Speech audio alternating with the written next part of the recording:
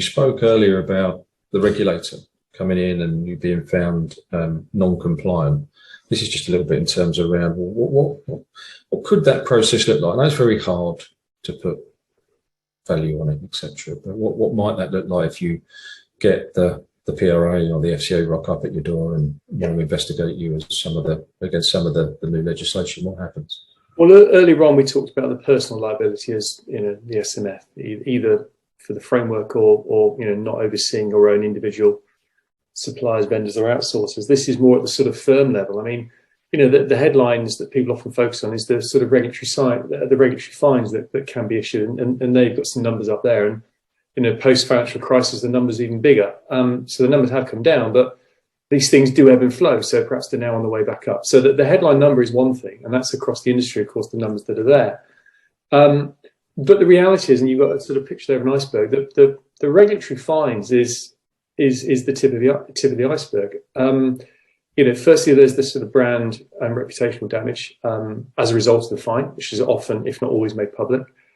As a result of the fine, there's always some sort of remediation that needs to be done, and that there's a number of sort of components to that. Number one is often external consultants are required to come in. I'm one of them. I love it when these things happen because it means I print some revenue. So by all means, carry on as you are, but I don't recommend it.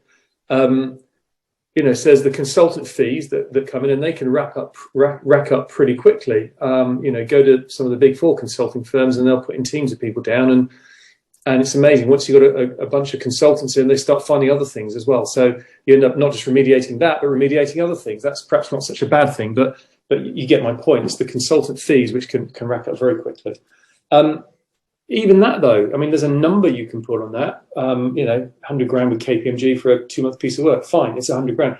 The reality is, it's also the internal management time, and not just even management, the disruption to your day to day and lost revenue. Other projects get sort of deprioritized and such like. So the unquantifiable cost of remediating this stuff is significantly more than the fine. It's significantly more than the consulting costs. It's all the internal resource that needs to be reprioritized and redirected onto whatever remediation it is you've got to deal with. And then lastly, if the regulators really get upset with you, I mean, they can put caps on how much volume, how much business you do, or even in certain extreme situations, loss of license and striking you off. So, there's, as I say, there's a whole host of other things there above and beyond the fine. And if you do go into this saying, well, I'll take a risk-based approach and I'll respond when I have to, firstly, I wouldn't recommend that either as an SMF.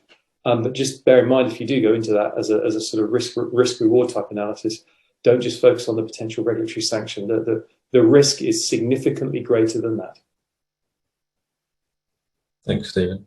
Dan, Jesse, anything to add? Kind of self-explanatory, that one. There's a lot of pain and suffering potentially if you get it wrong.